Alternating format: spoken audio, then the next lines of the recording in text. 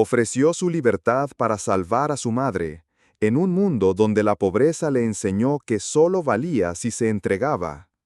El abogado del banco representaba esa fría crueldad que embarga sin mirar a quién destruye. Pero Daniel Leland le tendió una oportunidad digna que la llevó a alzar la voz y conquistar respeto por derecho propio. Y escuchen cómo esta joven, que se creía invisible, se convirtió en el corazón de un pueblo, y por qué la justicia, al fin, triunfó. El cielo de Coldridge se oscureció temprano esa tarde, como si el mismo firmamento advirtiera que algo iba mal. Las gotas comenzaron como una llovizna tímida, pero al cabo de una hora eran cortinas de agua helada que atravesaban los campos resecos y golpeaban la tierra con la insistencia de una deuda. En la entrada del rancho Leland, una figura delgada permanecía inmóvil.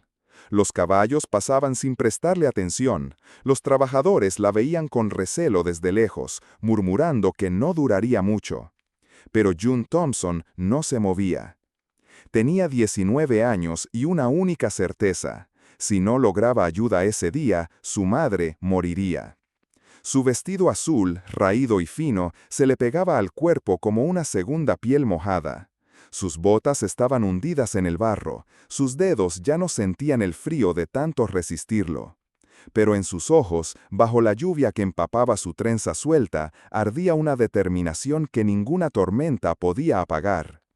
Cada vez que alguien abría la verja o pasaba cerca, ella alzaba la voz con respeto, pero con una urgencia imposible de disimular. «Por favor, necesito hablar con el señor Leland. Solo unos minutos. Es sobre mi madre». Nadie la dejaba pasar. La fiebre del trigo había derrumbado a su madre como una rama quebrada. Y cuando el doctor se marchó dejando un frasco de tónico y una hoja con el monto de $20, June sintió el mundo cerrarse sobre sí misma. $20, más de lo que habían ganado en un mes, más de lo que cualquier vecino estaba dispuesto a prestar, más de lo que ella, con su delgadez, su espalda encorvada por los cuidados y sus manos callosas, podía ofrecer. Pero entonces pensó en lo que aún tenía: sus propias manos, su cuerpo fuerte pese al hambre, su voluntad. Podía limpiar, cocinar, cargar agua, leña, estiércol si era necesario. Podía dormir en el suelo de un establo. Podía, por primera vez, ofrecerse a cambio de algo. A cambio de salvar a la única persona que le quedaba. Cuando por fin la reja se abrió, no fue un capataz quien salió, ni un administrador del rancho. Fue él, Daniel Leland. Alto, vestido con ropa de trabajo impecable pese al barro, los ojos grises que parecían medir sin juzgar. No era un hombre joven, pero tampoco viejo, dueño de una voz que pocos escuchaban y de un rancho que alimentaba a medio condado. June bajó la cabeza, pero mantuvo la postura recta. «Señor Leland», empezó, con voz temblorosa, más por el nudo en la garganta que por el frío. «Vengo a ofrecerme como sirvienta. Sé cocinar, sé coser, puedo levantarme antes del amanecer. No necesito paga, no quiero más que una cosa: que ayude a mi madre. Está enferma y no tenemos con qué pagar al doctor». Él no dijo nada. Ella dio un paso más sin alzar la vista. «Puedo vivir aquí, en una bodega, en un rincón, no molestaré a nadie. Solo ayúdela, lo suplico». Un silencio espeso se coló entre los dos. La lluvia parecía callarse de pronto, como si también esperara una respuesta. Daniel la miró largo rato, luego entrecerró los ojos, no con desprecio, sino con algo más profundo. Algo que ni ella ni él supieron nombrar. «¿Quién le enseñó?», dijo finalmente, «que debe ofrecerse como propiedad para obtener ayuda?» June alzó la mirada. Las palabras la golpearon con la fuerza de una puerta cerrada. Sintió cómo la vergüenza trepaba por su cuello hasta enrojecerle las mejillas. «No lo hago por mí», susurró, «lo hago porque es la única forma». Él la interrumpió, sin levantar la voz, pero con una firmeza que atravesaba. «Aquí nadie es propiedad de nadie, no en mi tierra». Ella no respondió, Solo se quedó allí, mojada, tiritando, con los puños apretados y el orgullo hecho nudos. No le ofreció entrar, no le ofreció trabajo, no la echó, solo se dio media vuelta y volvió a la casa. Y aún así, June no se fue. Porque aunque las piernas le temblaban y la dignidad le dolía más que el frío, había algo que aún no estaba dispuesta a perder: la esperanza de que alguien por fin viera en ella más que una chica pobre dispuesta a arrodillarse. Después de aquella noche bajo la lluvia, June creyó que la rechazarían por completo. Estaba acostumbrada a que la necesidad incomodara a los demás. Pero, sorprendentemente, nadie la expulsó. Nadie le cerró la puerta. Daniel Leland no volvió a hablarle ese día. Pero, al anochecer, Clara, la cocinera del rancho, salió con una manta seca, un cuenco de sopa y un candelabro. Le indicó, sin palabras, una habitación vacía al fondo del establo, junto al cuarto de aperos. June comió sin decir nada, con la mirada fija en el plato, como si pedir permiso para tragar. La primera noche fue un alivio inesperado, la segunda, una carga. Porque, si bien no se lo exigieron, June no concebía vivir de lo que no había ganado. Así que, aún con el cuerpo cansado y la cabeza repleta de pensamientos, se levantó antes del alba. Barrió el porche principal, quitó las telarañas de los marcos, limpió la mesa de la cocina antes de que Clara la alcanzara. Después, sin que nadie se lo pidiera, amasó pan. «No tiene que hacer esto, señorita Thompson», le dijo Clara, con una mezcla de curiosidad y ternura. «El patrón ya dijo, no es una sirvienta». June no respondió. Solo sonrió con los labios, bajó la mirada y continuó amasando. ¿Cómo explicar que el trabajo era lo único que le quedaba para justificar su presencia? ¿Cómo decir que lo hacía no porque quisiera, sino porque si se permitía simplemente estar, sentía que su valor desaparecía por completo? El rancho tenía orden, comida, herramientas. Su casa, en cambio, tenía goteras, una estufa rota y una madre que no podía levantarse del catre. June sabía que Daniel había enviado un hombre con medicinas y víveres. Lo supo porque su vecina lo contó. Pero eso no alivió su vergüenza, la multiplicó. No era gratitud lo que sentía, era deuda, una deuda más profunda que la del banco, y esa no se podía pagar con dinero. Cada noche, al cerrar los ojos sobre la cama improvisada, June recordaba las palabras de Daniel: «Aquí nadie es propiedad de nadie». Y aún así, ella se sentía menos libre que nunca. Una tarde clara, cuando el sol se extendía como miel sobre los campos y el rancho parecía en calma, un carruaje polvoriento se detuvo frente a la verja. Bajó de él un hombre con sombrero negro, maletín de cuero y expresión de superioridad ensayada. «Busco a la señorita Thompson», dijo con tono seco. «Represento al banco de Redford». June salió del establo y se encontró con una verdad que ya temía. Si no pagaban la deuda en 3 días, su casa, su terreno y todo lo que les quedaba sería embargado. «Es un proceso simple», dijo el abogado, mientras doblaba una copia del documento. «Nada personal, solo negocios». June apretó el papel con las 2 manos. Su madre no sabía nada, no podía saberlo. Esa noche no cocinó, no limpió, no habló con nadie. Se encerró en el cobertizo donde solía guardar las herramientas y se dejó caer sobre el suelo de tierra. No lloraba por el aviso, ni por la pérdida inminente de su hogar. Lloraba por lo que eso decía de ella. Había hecho todo lo posible, había pedido ayuda, trabajado de más, aguantado humillaciones sutiles, y aún así, todo caía como si nada valiera. La noche estaba en silencio. Solo el crujido de la madera y el murmullo de los grillos la acompañaban. Desde la sombra del pórtico, sin ser visto, Daniel la observó en silencio. No se acercó, no la llamó, pero su mirada estaba fija en aquella figura encorvada, diminuta, que se sacudía sin consuelo. Y aunque él no lloró, cerró el puño con una fuerza que no necesitaba palabras.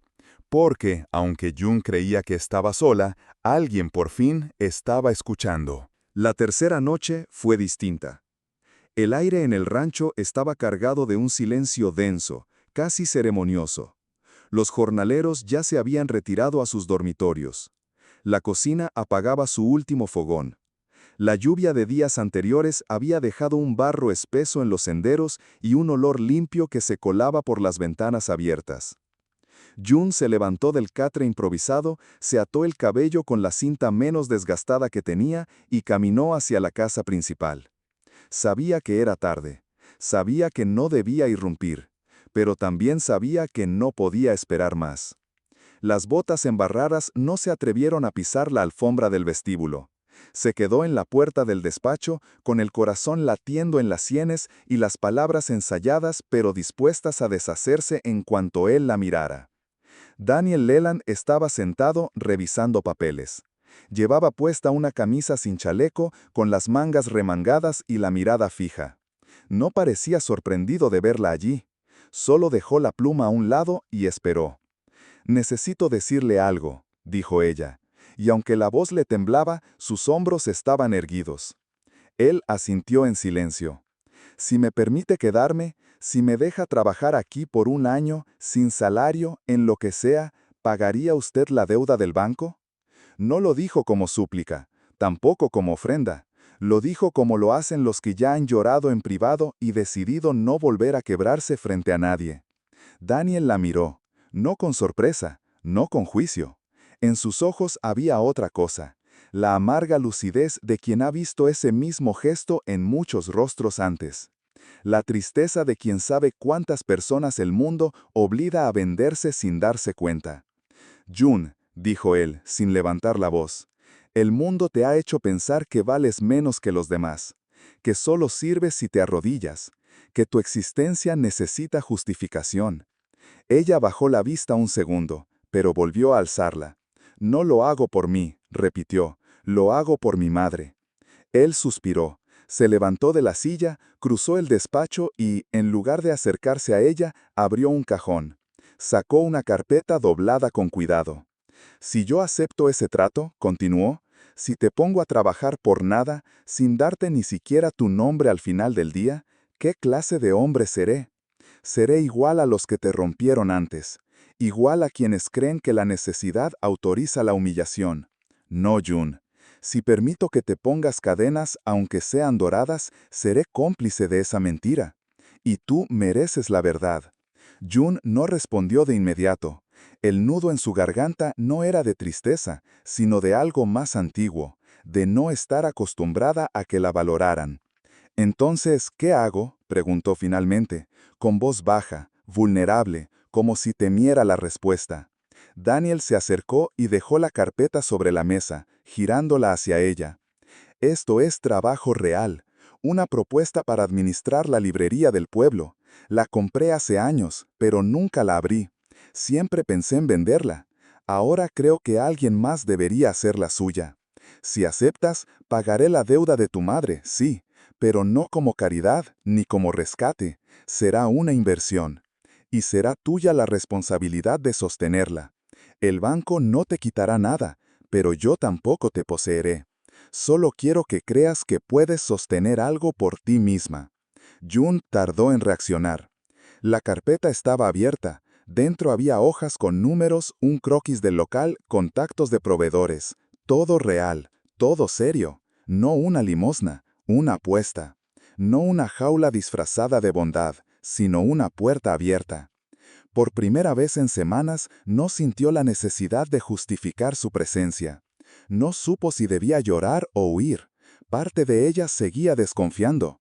Otra parte, muy pequeña, pero viva, quería creer. Tomó la pluma que él le ofrecía y firmó. Coleridge era un pueblo pequeño, pero la noticia corrió como fuego en Matorral Seco. La vieja librería en la esquina de la plaza, la que llevaba años cerrada, cubierta de polvo y telarañas, había vuelto a abrir. Y no como simple tienda de libros, sino como algo nuevo, cálido, necesario. El letrero, pintado a mano, decía Thompson & Hijas, sin pretensión, sin adorno, solo ese nombre, que era su raíz y su promesa. Apenas 3 meses habían pasado desde aquella noche en el despacho de Daniel Leland, pero para June el tiempo había cambiado de ritmo. Sus días eran largos, llenos de aprendizaje, errores y pequeños logros. Se levantaba al alba, revisaba cuentas, aprendía a hablar con proveedores que la subestimaban por su voz joven y su falda desgastada. Estudiaba los libros de contabilidad como si fueran novelas de supervivencia, y los contratos como acertijos donde cada cláusula podía ser una trampa. Pronto dejó de temerle al mostrador. Aprendió a mirar a los ojos, a decir no, a decir esto vale más de lo que cree. Pero su mayor orgullo no estaba en las ventas. Venía cada tarde, cuando los niños del pueblo, algunos descalzos, otros con la cara aún manchada de tierra, se sentaban en la parte trasera de la tienda y ella les enseñaba a leer. Al principio solo eran 2, luego 5, luego una docena, porque June sabía, mejor que nadie, lo que significaba vivir sin entender una carta, sin poder leer el precio de algo, sin saber qué decían los demás del mundo que te rodea. Y en esa sala pequeña, con pizarras viejas y sillas desparejas, su voz creció, la misma voz que una vez tembló bajo la lluvia. Ahora era firme, clara, con cadencia de quien no pide permiso para estar. Daniel pasaba a veces, nunca entraba, solo se quedaba en la puerta, con las manos en los bolsillos, observando en silencio. La veía hablar, corregir, enseñar, y no decía una sola palabra, porque su papel no era guiarla, era estar allí, como un pilar, firme pero invisible, solo por si ella, en algún momento, tropezaba. El día que June regresó al rancho que la había visto crecer, el terreno reseco, la casa casi en ruinas, el lugar donde la pobreza tenía eco, no vestía ropa nueva. Seguía usando su vestido azul, aquel que ya se había deshilachado en los bordes, pero caminaba distinto, no por orgullo, sino porque ya no llevaba miedo en los hombros. El abogado del banco también estaba allí, con su mismo sombrero negro, su misma voz seca. Revisó los papeles con desgano. «La deuda es de $20 con intereses», dijo. June sacó el dinero, lo puso sobre la mesa, con monedas separadas, billetes arrugados, todo ganado con sus manos, sin favores, sin renuncias. El abogado los contó 2 veces. Luego alzó la vista, quizás esperando una palabra de agradecimiento o disculpa, pero lo que recibió fue otra cosa. «Aquí nadie es propiedad de nadie», dijo June mirándolo a los ojos, «ni yo, ni usted de su avaricia». Él no respondió, solo asintió con torpeza, como quien escucha una verdad demasiado pesada para discutirla. Cuando June salió del despacho y volvió a mirar su viejo rancho, no sintió nostalgia, sintió cierre. Ya no era el lugar donde se rompió, era el lugar desde donde había comenzado a levantarse. Y mientras el viento seco removía el polvo de la entrada, supo que su voz, esa que ahora enseñaba a otros, ya no le pertenecía solo a ella. Era una luz, y se había encendido para quedarse. El otoño había llegado con hojas rojizas que crujían bajo los pies, con viento tibio que traía el aroma de madera quemada y pan recién horneado. En Coldridge, esa estación siempre marcaba el final de las cosechas, pero ese año marcaba también otra cosa, el reconocimiento a alguien que había sembrado algo más profundo. En la plaza central, vecinos, familias y autoridades del pueblo se reunieron frente a un estrado sencillo, decorado con ramas secas y flores silvestres. No había fanfarrias, no hacían falta. Todos sabían por qué estaban allí. El alcalde, un hombre canoso de modales formales, subió al estrado y habló del esfuerzo, del cambio, de cómo en solo 3 meses una joven había transformado no solo una tienda abandonada, sino la manera en que Coldridge veía la educación, la ayuda mutua y la dignidad. Luego la llamó al frente. June subió los escalones de madera con paso tranquilo. Llevaba el cabello recogido, un vestido sin lujo, pero limpio y firme como ella. A su lado, su madre, ya recuperada, con las mejillas coloridas por la salud y la emoción, la observaba con un orgullo silencioso. El alcalde le entregó un pequeño reconocimiento, una placa con su nombre y la inscripción por devolverle voz al pueblo, empezando por la suya. Después le ofreció el micrófono. «Señorita Thompson», le preguntó con una sonrisa sincera, «si tuviera que decirnos qué fue lo que realmente la salvó, ¿qué diría? ¿La oportunidad? ¿El dinero? ¿Alguien que creyó en usted? June sostuvo la mirada un momento, luego buscó entre la multitud. Y allí estaba él, Daniel Leland, de pie junto a un árbol, apartado, sin pretensión, como siempre, sin reclamar nada, sin ocupar el centro. June no sonrió, no lloró, solo se sintió en paz, y habló. No fue la oportunidad, dijo, porque las oportunidades llegan, pero también se escapan. No fue el dinero, porque el dinero puede resolver cuentas, pero no cicatrices. Y no fue un benefactor, fue algo más profundo. Hizo una pausa. Muchos contuvieron el aliento. Ella continuó. Fue alguien que me recordó que no nací para ser de nadie, ni de la pobreza, ni del miedo. Y cuando dejas de mendigar valor, cuando dejas de rogar por permiso para existir, entonces empiezas a ofrecer algo real, algo tuyo, algo que nadie puede arrebatarte. Su madre, de pie detrás de ella, la rodeó con los brazos. No hubo aplausos enseguida, solo un silencio denso de respeto y emoción contenida. Daniel, desde su lugar bajo el árbol, asintió con una única inclinación de cabeza. Luego se dio vuelta y se marchó, como había llegado, sin hacer ruido, porque él sabía que el momento no era suyo. La historia de June no fue la historia de un rescate, no fue la historia de un amor que salva, ni de una deuda saldada con favores. Fue la historia de una joven que se negó a vivir arrodillada, que transformó la carencia en coraje, la vergüenza en voz y la necesidad en enseñanza. Y ese día, en medio de un pueblo que empezaba a despertar con ella, su voz ya no le temblaba. Porque ahora hablaba no solo por ella misma, sino por todas las que aún estaban aprendiendo a decir: no nací para pertenecerle a nadie. Y lo decía en voz alta, para que nunca más se olvidara.